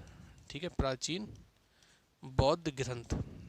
ठीक है जी, चलिए आगे बढ़ते हैं बेहतरीन तरीके से। क्वेश्चन नंबर देखते हैं 59 क्वेश्चन क्या कह रहा है, विशिष्ट द्वैत दर्शन के संस्थापक कौन थे, माधवाचार्य, रामानुजाचार्य, विष्णु स्वामी या फिर निम्बार्क। 59 बताएंगे, विशिष्ट द्वैत दर्शन के संस्थापक कौन थे, वो थे दोस्तों आपके रामानुजाचार्य। ऑप्शन नंबर बी जो है करेक्ट आंसर होगा, रामानुजाचार्य। नेक्स्ट क्वेश्चन है, भगवान महावीर का मूल नाम क्या है, आनंद, सिद्धार्थ, वर्धमान या फिर सारिपुत्र। भगवान महावीर का मूल नाम जो था साथ ही आपका वर्धमान था। ठीक है, क्या नाम था, वर्धमान। ऑप्शन नंबर सी बिल्कुल सही जवाब हो जाएगा आपका। नेक्स्ट देखते हैं, क्वेश्चन नंबर है 61, महान साहित्यिक कृति मृच्छकटिक का लेखक कौन है, हर्ष, शूद्रक, भास या फिर कालिदास। बता दीजिए एक बार कमेंट कर जबरदस्त तरीके से जरा इसका आंसर क्या होने वाला है। महान साहित्यिक कृति मृच्छकटिक का लेखक कौन है, बताएंगे क्वेश्चन नंबर 61। तो वो कौन है, शूद्रक है। ऑप्शन नंबर बी जो है करेक्ट हो जाएगा। इसमें कुछ दोस्तों महत्वपूर्ण ग्रंथ और उनके लेखक पूछ लेता है, मैं लिखवा देता हूँ। जैसे साथ ही आपका डायरेक्ट क्वेश्चन पूछा गया है यूपी पुलिस में भी, ठीक है। अर्थशास्त्र का अगर मैं आपसे कहूँ कौन है अर्थशास्त्र, तो वो है दोस्तों आपके कौटिल्य, ठीक है, कौटिल्य। अर्थशास्त्र के दोस्तों कौन है, कौटिल्य है, राजनीति से संबंधित है, ठीक है। आपके दोस्तों कौन है, मुद्रा राक्षस, ठीक है, मुद्रा राक्षस की अगर मैं बात करता हूँ साथी, ये किसकी है, ये है विशाख दंत, ठीक है, विशाख दंत। मुद्रा राक्षस के दोस्तों कौन है, विशाख दंत हैं। अष्टाध्यायी किसकी है दोस्तों, अष्टाध्यायी, ठीक है, अष्टाध्यायी ये किसकी है साथी, ये है आपकी पाणिनि की, ठीक है, पाणिनि। अष्टाध्यायी किसकी है दोस्तों, पाणिनि की है। रघुवंशम, ठीक है, रघुवंशम है, ठीक है, मेघदूत है, और आपकी रघुवंशम है, मेघदूत है, अभिज्ञान शकुंतलम। रघुवंशम, मेघदूत, मेघदूत और अभिज्ञान शकुंतलम, अभिज्ञान शकुंतलम, शकुंतलम। ये दोस्तों तीनों किसकी हैं, कालिदास की हैं। तीनों किसकी है मेरे दोस्त, कालिदास की हैं। यहाँ से क्वेश्चन आएगा आपका। हर्ष चरित्र और कादम्बरी, हर्ष चरित्र और कादम्बरी, कादम्बरी, ठीक है, हर्ष चरित्र और कादम्बरी ये किसकी हैं, ये हैं दोस्तों आपकी बाण भट्ट की। बाण भट्ट की दोस्तों कौन सी है, हर्ष चरित्र और कादम्बरी। और राज तरंगिणी के दोस्तों कौन है, राज तरंगिणी, राज तरंगिणी, राज तरंगिणी ये दोस्तों किसकी है, ये साथी है आपकी कलहड़ की, ठीक है। राज तरंगिणी किसकी है, ये साथी आपकी कलहड़ की है, ठीक है। बुद्ध चरित्र किसकी है, अश्वघोष की है। बुद्ध चरित्र ये किसकी है, अश्वघोष की, अश्वघोष, ठीक है। बुद्ध चरित्र किसकी है, अश्वघोष की है। कामसूत्र अगर आपसे पूछ ले, कामसूत्र तो ये किसकी है दोस्तों, वात्सायन की, वात्सायन की दोस्तों कामसूत्र है। गार्गी संहिता किसकी है, गार्गी संहिता, तो गार्गी संहिता किसकी है, कात्यायन की है, कात्यायन, ठीक है, कात्यायन की है। पृथ्वीराज विजय किसकी है, क्वेश्चन आया हुआ है, पृथ्वीराज विजय, तो पृथ्वीराज विजय दोस्तों हो जाती है आपकी किसकी, जयंक की, जयंक, ठीक है। और पृथ्वीराज रासो किसकी है, चंद्रवरदाई की है। ये तो आपको सभी को पता होगा। तो इस क्वेश्चन से इतनी चीज़ें थी जो बढ़िया तरीके से मैंने दोस्तों आपको समझा दी हैं, ठीक है। क्वेश्चन नंबर देखते हैं 62वां। निम्नलिखित में से कौन चंद्रगुप्त तृतीय के 9 रत्नों में से एक हैं, विशाखदंत, ब्रह्मगुप्त, मोगलना और बारामिही, ठीक है, बारामिही। तो कौन है दोस्तों, तो वो है आपके बारामिहिर। ऑप्शन नंबर डी इसका राइट आंसर हो जाएगा। आगे बढ़ते हैं, क्वेश्चन नंबर देखते हैं 63। अशोक के प्राचीनतम प्राप्त अभिलेख निम्न में से किस लिपि में लिखे गए हैं, हड़प्पाई, खरोष्टी, देवनागरी या फिर ब्राह्मी। तो किस लिपि में है साथी, ब्राह्मी लिपि में है, ऑप्शन नंबर डी में। आगे बढ़ते हैं, नेक्स्ट क्वेश्चन है हमारा 64। चंद्रगुप्त प्रथम के बाद गुप्त साम्राज्य की बागडोर किसने संभाली, ब्रह्मगुप्त ने, श्रीगुप्त ने, समुद्रगुप्त ने या फिर शूद्रक ने। क्वेश्चन नंबर 64 तो किसने संभाली थी, ये संभाली थी आपकी समुद्रगुप्त ने। ऑप्शन नंबर सी इसका जो है करेक्ट आंसर होगा, बिल्कुल शानदार तरीके से। नेक्स्ट है 24वें जैन तीर्थंकर का नाम बताइए। गोमतेश्वर ऋषि, महावीर, पारसनाथ, जिन्हें पार्श्वनाथ भी कहते हैं। तो क्वेश्चन नंबर 65 का सभी लोग बताएंगे। मैंने आपको पिछले क्वेश्चन में बताया था कि महावीर स्वामी जो है आपके 24वें नंबर के तीर्थंकर थे, और पार्श्वनाथ जो थे साथी आपके पार्श्वनाथ ये दोस्तों आपके 23वें नंबर के थे। और ठीक है, और ऋषभदेव कौन थे, ऋषभदेव आपके पहले नंबर के थे, ठीक है, ऋषभ जो थे आपके पहले नंबर पर थे। चलिए आगे बढ़ते हैं, क्वेश्चन नंबर देखते हैं मेरे भाई आपका जो है 66वां, ठीक है। क्वेश्चन नंबर देखते हैं 66 क्या कह रहा है। मुद्रा राक्षस नाटक किसने लिखी है। देखिए अभी मैं आपको बता कर आया हूँ कि मुद्रा राक्षस किसने लिखी है दोस्तों, जल्दी से बताएंगे, विशाखदंत। अभी मैं पीछे क्वेश्चन में बता कर आया हूँ आपको कि मुद्रा राक्षस किसने लिखी है, ये लिखी है विशाखदंत ने, ठीक है। तो ऑप्शन नंबर डी 66 का बिल्कुल करेक्ट आंसर होने वाला है। जो नोट्स मैंने दिए हैं दोस्तों वो बहुत बढ़िया हैं और सफिशियंट है होमगार्ड के लिए, और अगर उसमें से नहीं आया तो ऐसे समझ लीजिए कि फिर कहीं से नहीं आएगा और किसी मास्टर का ज़्यादा पढ़ा हुआ फिर नहीं आएगा। कालिदास द्वारा लिखे गए नाटक अभिज्ञान शकुंतलम, अभिज्ञान शकुंतलम अभी लिखा है मैंने, शकुंतलम का क्या है दोस्तों, भरत, विक्रम, प्रद्युम्न या फिर अनिरुद्ध। तो अभिज्ञान शकुंतलम में जो है शकुंतलम का पुत्र कौन था ये आपसे पूछ रहा है, शकुंतलम का पुत्र, ठीक है, क्या हुआ, चलिए इसको थोड़ा देखें। शकुंतला का पुत्र कौन था, आपसे दोस्तों ये पूछ रहा है। तो बताएंगे इसमें जो पुत्र था शकुंतला का वो था दोस्तों आपका भरत। ठीक है, भरत जो है इसका करेक्ट आंसर हो जाएगा। आगे बढ़ते हैं, क्वेश्चन नंबर है 68। पुरातात्विक स्थल सुरकोटदा किस राज्य में स्थित है? पंजाब में, गुजरात में, राजस्थान में या फिर बिहार में? कहाँ स्थित है दोस्तों? ये आपका गुजरात में स्थित है। ठीक है, गुजरात में, एनटीपीसी में आया हुआ क्वेश्चन है। चलिए आगे बढ़ते हैं, क्वेश्चन नंबर देखते हैं दोस्तों 69। आगे थोड़ा और बढ़ा लेते हैं। चलिए, अशोक तर्कसिद्ध रूप से प्रारंभिक भारत के सबसे प्रसिद्ध शासक थे जिन्होंने विजय प्राप्त की। समुद्रगुप्त, चंद्रगुप्त, प्रभावी गुप्त या फिर चंद्रगुप्त द्वितीय के खिलाफ। ठीक है, जिसने कलिंग पर विजय प्राप्त की थी, किसमें? चंद्रगुप्त मौर्य ने। ठीक है, चंद्रगुप्त मौर्य ने। ऑप्शन नंबर बी जो है करेक्ट आंसर इसका होगा। ठीक है, चलिए आगे बढ़ते हैं दोस्तों। जिसने कलिंग पर विजय प्राप्त की थी, चंद्रगुप्त मौर्य। बहुत बढ़िया, सही आंसर है।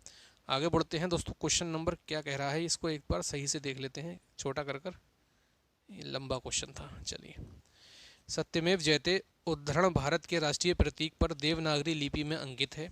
यह उद्धरण कहाँ से लिया गया है? भाई सीधा सीधा पूछ रहा है कि सत्यमेव जयते कहाँ से लिया गया है। कई बार दोस्तों आपको बता चुका हूँ, मुंडक उपनिषद। ठीक है, मुंडक उपनिषद से दोस्तों जो है सत्यमेव जयते लिया गया है। ऑप्शन नंबर जो है ए आपका जो है बिल्कुल राइट आंसर होगा। और लगा देना देखते ही ऐसा क्वेश्चन तो। ठीक है, चलिए नेक्स्ट क्वेश्चन देखते हैं। महाभारत का मूल नाम क्या है? भृग संहिता, सुश्रुत संहिता, जय संहिता या फिर शिव संहिता? तो जय संहिता जो है महाभारत का वो दोस्तों करेक्ट नाम हो जाएगा। ठीक है, 71 का सी आपका जो है करेक्ट आंसर दोस्तों होने वाला है। चलिए आगे बढ़ते हैं साथी, और क्वेश्चन नंबर देखते हैं हम लोग 72। क्वेश्चन नंबर देखते हैं 72 क्या है। धौलावीरा राज्य कहाँ स्थित है? गुजरात में, झारखंड में, राजस्थान में, छत्तीसगढ़ में? तो धौलावीरा कहाँ स्थित है? ये दोस्तों गुजरात में स्थित है। ठीक है, गुजरात में। चलिए आगे बढ़ते हैं, क्वेश्चन नंबर देखते हैं साथी 73। क्वेश्चन नंबर 73 क्या कहता है? इनमें से मौर्य प्रशासन में अध्यक्षों को विभिन्न विभागों के अधीक्षकों के रूप में उल्लेखित किया जाता है। ठीक है, किसको? स्ट्रैबो, कौटिल्य, मेगास्थनीज और प्लिनी। किसको किया जाता था? ये किया जाता था दोस्तों कौटिल्य को। Option number B, option number जो है बी करेक्ट आंसर है। आगे बढ़ते हैं, क्वेश्चन नंबर 74 देखते हैं। विनय और सुत्त पिटक इनमें से किसकी शिक्षाओं के संकलन है? गौतम बुद्ध की, गुरु गोविंद सिंह की, ऋषभदेव की या फिर महावीर जैन की? 74 का बताएंगे। तो ये किसके हैं दोस्तों? ये हैं साथी गौतम बुद्ध। ठीक है, गौतम बुद्ध की शिक्षाओं के संकलन है। आगे बढ़ते हैं नेक्स्ट क्वेश्चन की ओर। क्वेश्चन नंबर है 75। बोधिसत्व की अवधारणा इनमें से किससे संबंधित है? जैन धर्म, सिख धर्म, महायान बौद्ध धर्म और हीनयान बौद्ध धर्म। महायान और हीनयान दो भागों में आपका बढ़ जाता है। ठीक है, बोधिसत्व की अवधारणा इनमें से किससे संबंधित है? क्वेश्चन नंबर 75 का जल्दी से बताएंगे। तो वो दोस्तों महायान बौद्ध धर्म से संबंधित है। क्वेश्चन नंबर 75 का आपका जो राइट आंसर होने वाला है मेरे भाई तीसरा होने वाला है। ठीक है, सी। चलिए आगे बढ़ते हैं, क्वेश्चन नंबर देखते हैं 76। क्वेश्चन नंबर 76 क्या कहता है? अशोक के किस शिलालेख में कलिंग युद्ध, मैंने आपको बताया था कलिंग युद्ध की बात 13वें शिलालेख में है, और इसी में दोस्तों जो है माफ़ीनामा भी है। माफ़ीनामा पहले बता कर आया हूँ मैं, माफ़ीनामा भी इसी में। तो 13वें शिलालेख में है कलिंग युद्ध का वर्णन। 13वां मतलब option number A correct answer हो जाएगा। पढ़ने की आगे जरूरत ही नहीं है मुझे क्वेश्चन को। ठीक है, चलिए आगे देखते हैं साथी, क्वेश्चन नंबर आगे बढ़ते हैं हम लोग, और क्वेश्चन नंबर देखते हैं 77। तो 77 दोस्तों देख लेते हैं क्या कह रहा है आपका क्वेश्चन। लंबा क्वेश्चन है, ठीक से पढ़ना पड़ेगा। निम्नलिखित में से कौन सा विकल्प भारत के इतिहास की सही कलानुक्रम को दर्शाता है? मतलब ये पूछ रहे हैं कि ये आपके जो है गुप्त साम्राज्य कब आया, मौर्य साम्राज्य कब आया, मुगल साम्राज्य कब आया और दिल्ली साम्राज्य कब आया। पी पर है आपका गुप्त साम्राज्य, क्यू पर है आपका मौर्य साम्राज्य, आर पर है आपका मुगल और एस पर है आपका दिल्ली सल्तनत। तो इनका दोस्तों ये आपसे टाइम पीरियड पूछना चाह रहे हैं कुल मिलाकर कि किस किस का टाइम पीरियड क्या क्या था, आप बता दीजिए और इस क्वेश्चन को हल कर कर ले जाइए। ठीक है, तो गुप्त साम्राज्य की अगर मैं बात करता हूँ तो ये 3री शताब्दी से लेकर 6ठी शताब्दी के बीच आया था। ये कौन? गुप्त साम्राज्य 3री से लेकर 6ठी शताब्दी में। ठीक है, 3री से लेकर 6ठी शताब्दी में तो आता है आपका गुप्त साम्राज्य। मौर्य साम्राज्य की अगर मैं बात करता हूँ 300 से लेकर 122 ईसा पूर्व। ठीक है, 300 से लेकर 122 ईसा पूर्व के बीच ही लगभग दोस्तों जो है आपका ये आता है मौर्य साम्राज्य। मुगल साम्राज्य की अगर हम लोग बात करते हैं तो मुगल साम्राज्य दोस्तों शुरू होता है 1526 से लेकर 1757 के आसपास तक। ठीक है, 1757 के आसपास तक मुगल साम्राज्य होता है। दिल्ली सल्तनत दोस्तों आपको पता है 1206 से लेकर लगभग 1526 तक। तो आपसे भी पूछ रहा है कि कलानुक्रम, इनके कला के हिसाब से, क्रम के हिसाब से इनको बता दीजिए कि क्या जो है इसका राइट आंसर होने वाला है। तो सबसे पहले तो दोस्तों अगर मैं आपसे कहूँ तो आने वाला है मौर्य साम्राज्य। ठीक है, तो पहले क्यू आएगा, तो ऑप्शन नंबर सी खत्म हो जाएगा और डी खत्म हो जाएगा। पहले क्यू आएगा, ठीक है, पहले नंबर पर क्यू आएगा 300 से लेकर 100 जो है 22 ईसा पूर्व। उसके बाद दोस्तों क्या आएगा, उसके बाद आने वाला है दोस्तों आपका पी। ठीक है, 3 से लेकर 6ठी शताब्दी, तो पी आएगा। ठीक है, तो क्यू और पी इन दोनों ऑप्शन में है, तो दोनों ऑप्शन है। उसके बाद दोस्तों क्या आने वाला है, उसके बाद दोस्तों आएगा आपका एस। ठीक है, 1200 से है, 1206 से लेकर 1526, तो Q P S R option number जो है आपका ए करेक्ट आंसर होगा। तो आपको पता है लेवल मैंने बढ़ाया भी है, घटाया भी है, सब कुछ मैंने दोस्तों इसमें प्रैक्टिस सेट में मैंने आपके लिए रखा है। ठीक है, प्राचीन संस्कृत ग्रंथ अष्टाध्यायी के लेखक कौन है, मैंने आपको दोस्तों बताया, सब मैंने लिखवाए हैं और बेहतरीन तरीके से मैंने लिखवाए हैं। और मुझे पता है ये 100 क्वेश्चन की जो मैं ये क्लास लेकर आया आपके लिए आज, ठीक है, इन 100 क्वेश्चन में दोस्तों पूरा पूरा का पूरा साथी मैंने आपका प्राचीन भारत कंप्लीट कराया है। पूरा प्राचीन भारत दोस्तों आपका रिवाइज कराया है मैंने बेहतरीन तरीके से, क्योंकि सारे क्वेश्चन दोस्तों मैंने बता दिए आपको, सारी चीज़ें मैंने आपको बताई और आपसे क्वेश्चन अब बन भी रहे हैं। ठीक है, इतनी उम्मीद मुझे है। तो अष्टाध्यायी के मैंने आपको बताए थे दोस्तों कौन थे, पाणिनि थे। ठीक, अष्टाध्यायी के कौन थे, पाणिनि थे। ऑप्शन नंबर डी जो है करेक्ट आंसर होगा। ठीक है, चलिए आगे बढ़ते हैं मेरे दोस्त और हम लोग देखते हैं नेक्स्ट क्वेश्चन 79। सुश्रुत संहिता किस विषय से संबंधित है, धर्म एवं पुराण शास्त्र, चिकित्सा एवं शल्य चिकित्सा, ज्योतिष शास्त्र या फिर गणित। सो सुश्रुत संहिता जो है वो चिकित्सा एवं शल्य चिकित्सा से दोस्तों संबंधित है। ऑप्शन नंबर जो है बी इसका जो है करेक्ट आंसर होने वाला है। नेक्स्ट देखते हैं, क्वेश्चन नंबर है 80। उपनिषद शब्द में जो उप है उसका क्या अर्थ है, निकटता, खुशी, समग्रता या फिर गुप्तता। तो इसका जो अर्थ है ना उपनिषद, उप का अर्थ होता है दोस्तों निकटता। ठीक है, निकटता जो है इसका राइट आंसर होगा, ए जो है करेक्ट आंसर होने वाला है।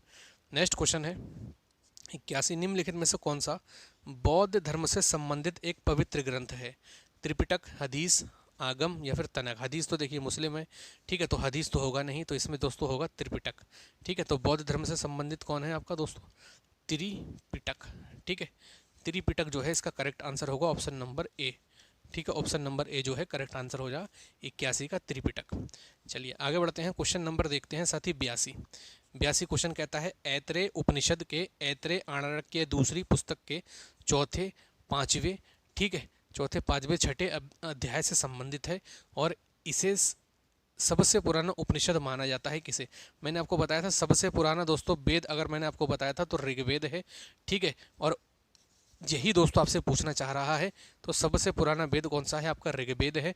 ऑप्शन नंबर ए जो है करेक्ट आंसर होने वाला है। ठीक है, इसमें मैंने आपको और क्या बताया था, इसमें बताया था मैंने आपको 1028 सूक्त हैं।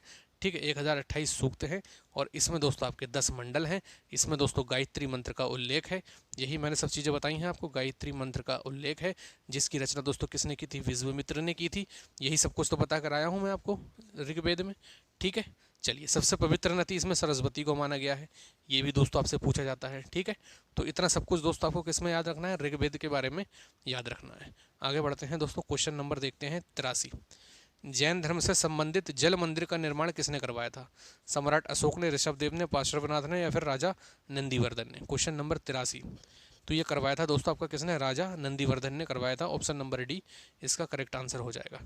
नेक्स्ट क्वेश्चन है निम्नलिखित में से कौन सा ग्रंथ वैदिक साहित्य का हिस्सा नहीं है, उपनिषद, ब्राह्मण, आरण्यक या फिर पिटक। क्वेश्चन नंबर 84, तो जो है वैदिक साहित्य का हिस्सा कौन नहीं है दोस्तों, इसमें पिटक नहीं है, ऑप्शन नंबर डी। ठीक है, कौन नहीं है, पिटक जो है ऑप्शन नंबर डी वैदिक साहित्य का हिस्सा नहीं है। आगे बढ़ते हैं, क्वेश्चन नंबर देखते हैं 85। गौतम बुद्ध को ज्ञान की प्राप्ति निम्नलिखित में से किस शहर में हुई थी, कौशाम्बी, बोधगया, सांची या लुम्बिनी। ठीक है, मैं अभी आपको समझा कर आया हूँ दोस्तों, बिल्कुल क्वेश्चन अभी आपको दोस्तों करवा कर आया हूँ ये। तो गौतम बुद्ध को ज्ञान की प्राप्ति निम्नलिखित में से किस शहर में हुई थी, क्वेश्चन नंबर 85 का ज़बरदस्त तरीके से बता देना, बोधगया में। ठीक है, बोधगया में। चलिए आगे बढ़ते हैं, क्वेश्चन नंबर है 86। दिगंबर संप्रदाय इनमें से किस धर्म से संबंधित है, सिख, बौद्ध, इस्लाम या फिर जैन। मैंने आपको दोस्तों अभी बताया है, सब क्वेश्चन दोस्तों मैं आपको करा चुका हूँ लगभग सब क्वेश्चन। जैन धर्म मैंने आपको बताया था ये 2 पार्ट में दोस्तों डिवाइड हो जाता है, मैंने बताया था।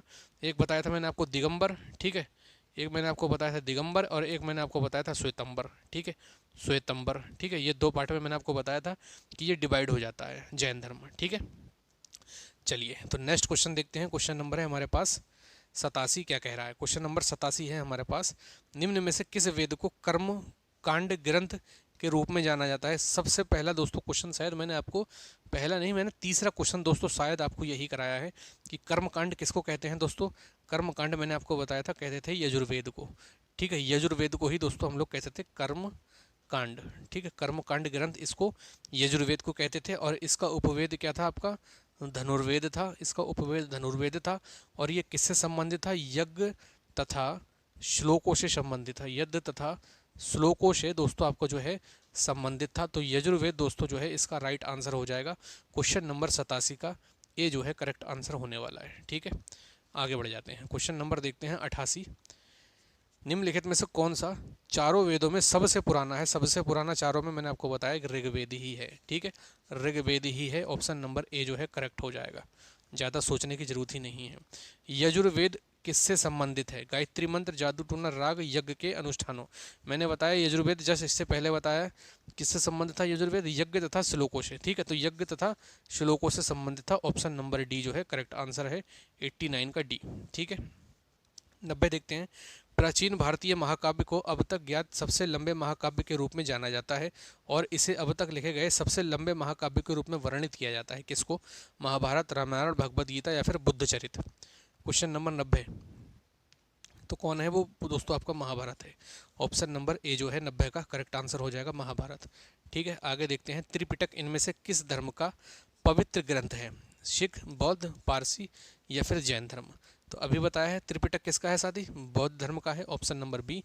और आपको मैं अब बता दूं ना सबसे बढ़िया कि किस में पूछा गया है, तो ये दोस्तों ये रेलवे में ग्रुप डी में क्वेश्चन पूछा गया है, रेलवे ग्रुप डी में, ठीक है, रेलवे ग्रुप डी में क्वेश्चन पूछा गया है, त्रिपिटक इनमें से किस धर्म का पवित्र ग्रंथ है, ठीक है। अगर आपको यकीन ना हो दोस्तों तो 2022 वाला पेपर आप चेक कर लेना, डेट भी बता दूं आपको। डेट क्या थी इसकी? शायद आपकी जो है 20 तारीख के आसपास थी, 20/9/2022, ठीक है, चेक कर लेना, उसी में आया हुआ है। आप समझ रहे होंगे कि सर झूठ बोल रहे हैं, क्वेश्चन कहीं आए हुए नहीं है, अपने मन से सर क्वेश्चन लिया है, ऐसा नहीं है, चेक कर लेना, आपको सब प्रीवियस ईयर क्वेश्चन ही मिलेंगे ये, ठीक है। निम्न में से कौन सा स्थान जैन धर्म से संबंधित नहीं है? पार्श्वनाथ, दिलवाड़ा, श्रवणबेलगोला और कुशीनगर। निम्न में से कौन सा स्थान जो है जैन धर्म से संबंधित नहीं है? क्वेश्चन नंबर 92 का बताएंगे, तो वो दोस्तों कुशीनगर जो है आपका वो जैन धर्म से संबंधित नहीं है, ठीक है। ऑप्शन नंबर डी जो है करेक्ट आंसर हो जाएगा। बहुत बढ़िया, लंबा चौड़ा क्वेश्चन है। चारों वेदों में से किस वेद को यज्ञ सूत्रों के वेद, ठीक है, के नाम से जाना जाता है, जिसमें समान उद्देश्य के लिए इच्छित छंदों के साथ साथ विभिन्न संस्कारों के लिए अपनाए जाने वाले गद सूत्र भी शामिल होते हैं? यज्ञ सूत्र, अब समझ जाओ उसी की बात हो रही है जो यज्ञ तथा श्लोकों से संबंधित था, ठीक है। और यज्ञ तथा श्लोकों से संबंधित कौन था आपका? ये था साथी आपका यजुर्वेद, ठीक है। तो 93 का दोस्तों कौन सा था? सी आपका जो है करेक्ट आंसर था। क्वेश्चन देखिए कितना लंबा चौड़ा है और आंसर में आपको सारे दोस्तों क्वेश्चन में आपको रटवा चुका लगभग। इस क्लास में पूरी दोस्तों प्राचीन भारत को हमने धुआं बना दिया है, प्राचीन भारत पूरा दोस्तों हमने धुआं बना दिया है, पूरा प्राचीन भारत उड़ा दिया है। और ये 100 क्वेश्चन आपके दोस्तों पास में है। इन क्वेश्चंस को दोस्तों इसकी पीडीएफ मैं दोस्तों एप्लीकेशन पर डाल दूंगा फ्री पीडीएफ मटेरियल में, ठीक है। तो एप्लीकेशन का लिंक दोस्तों आपको जो है कमेंट बॉक्स में मिलेगा, आपको दोस्तों डिस्क्रिप्शन बॉक्स में मिलेगा। आप जहाँ से चाहें वहाँ से जो है इस पीडीएफ को एप्लीकेशन को डाउनलोड कर पीडीएफ डाउनलोड कर सकते हैं। एप्लीकेशन में फ्री मटेरियल पर जाना, वहाँ पर ये पीडीएफ आपको मिल जाएगी। और अगर साथ ही किसी को हमारा शानदार सा बेहतरीन सा ज़बरदस्त सा दोस्तों अगर बैच चाहिए 99 रुपये वाला दोस्तों, तो बैच को ले लेना। यहाँ पर साथ ही आपको पेड पीडीएफ वाला बैच चाहिए, इसमें सारी दोस्तों आपको पीडीएफ मिल रही हैं और उन्हीं पीडीएफ से आप मिला लेना प्राचीन भारत जो भी मैंने आपको पीडीएफ में दिया है, उन्हीं से ही दोस्तों ये सारे क्वेश्चन आपको लगभग मिलेंगे। इसका मतलब ये नहीं कि मैं पीडीएफ अपने हिसाब से बना के लाया हूँ, सारे प्रीवियस ईयर दोस्तों लेकर आया हूँ, सारे प्रीवियस ईयर सभी PYQ क्वेश्चन हैं, सभी PYQ, ठीक है। तो बढ़िया नोट्स हैं, अच्छे नोट्स हैं, आप उनको बाय कर सकते हैं 99 रुपये में। सभी लोग जाना, नीचे कमेंट बॉक्स में आपको जो है लिंक मिल जाएगा हमारे एप्लीकेशन का। सुहेल एकेडमी नाम से एप्लीकेशन है, जिस चैनल पर आप वीडियो देख रहे हैं इसी चैनल के नाम से एप्लीकेशन आपको मिल जाएगी, ठीक है। चलिए आगे बढ़ते हैं, क्वेश्चन नंबर देखते हैं 94। जैनियों को सार्वभौम प्रार्थना पणवार मंत्र में नमो अरिहंताण का शाब्दिक अर्थ क्या है? मैं उन सभी आत्माओं को नमन करता हूँ जो अपने सभी गति कर्मों से मुक्त हो गई। मैं सभी गुरुओं को नमन करता हूँ, मैं सभी अध्यात्म गुरुओं को शिक्षा का नमन करता हूँ, मैं सभी पूर्ण मुक्त आत्माओं को जो है नमन करता हूँ। तो क्वेश्चन नंबर 94 का, तो इसका दोस्तों जो हो जाएगा वो राइट आंसर हो जाएगा। पहला वाला दोस्तों बिल्कुल करेक्ट आंसर है।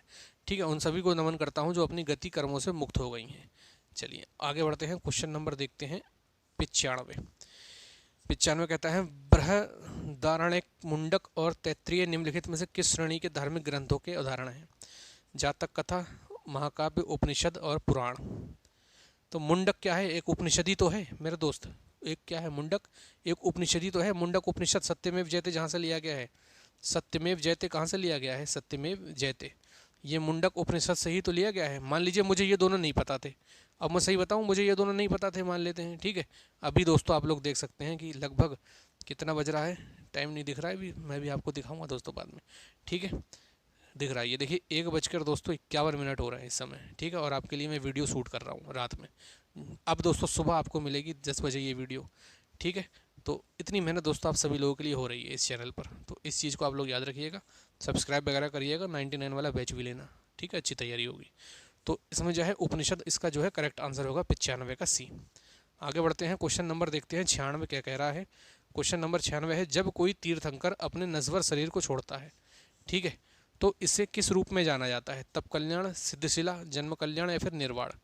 तो इसको दोस्तों जाना जाता है निर्वाण के रूप में। ठीक है, निर्वाण के रूप में जाना जाता है।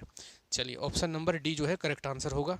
आगे बढ़ते हैं दोस्तों शानदार तरीके से, क्वेश्चन नंबर है 97। 97 क्वेश्चन क्या बोल रहा है? निम्न में से किस धातु का प्रयोग हड़प्पा के नगरों में हथियार और औजार बनाने के लिए किया जाता था? चांदी, सोना, तांबा या फिर लोहा?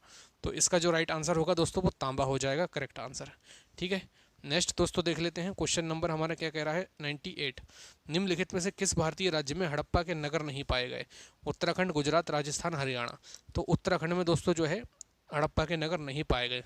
ठीक है, चलिए आगे बढ़ते हैं, क्वेश्चन नंबर देखते हैं 99। 99 क्वेश्चन कह रहा है, निम्नलिखित में से किस पुरा स्थल में जेडाइट पत्थर पाया जाता है? मेरगढ़ में, हल्लूर में, या फिर जौली हाउंडिंग में, या फिर इनमें से कोई नहीं? तो ये शायद लिखने में मिस्टेक हुई है साथी, इसको ठीक कर लेना। ठीक है, ये जौली हैंडिंग नहीं है, इसकी जगह दोस्तों जो होगा वो होगा दोस्तों जेडाराइट। एक तो ये दोस्तों जेडाइट पत्थर की बात हो रही है। ठीक है, जेडाइट पत्थर, जेडाइट पत्थर है आपका ये। ठीक है, जेडाइट पत्थर। ठीक है, जेडाइट पत्थर की बात हो रही है। तो दाओजली हैंडिंग है ये, दाओजली। ठीक है यार क्या लिख रहा हूँ मैं, चलिए दाओजली,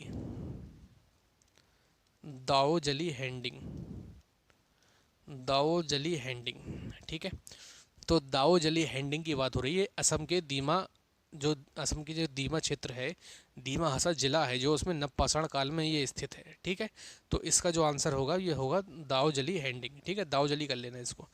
ठीक, तो चलिए आगे बढ़ते हैं, लास्ट क्वेश्चन आज का बेहतरीन तरीके से, बढ़िया तरीके से। क्वेश्चन नंबर 100 क्या है? प्राचीन भारतीय इतिहास के किस काल में मिट्टी के बर्तनों का, ठीक है, मिट्टी के बर्तनों का प्रयोग किया जाता था?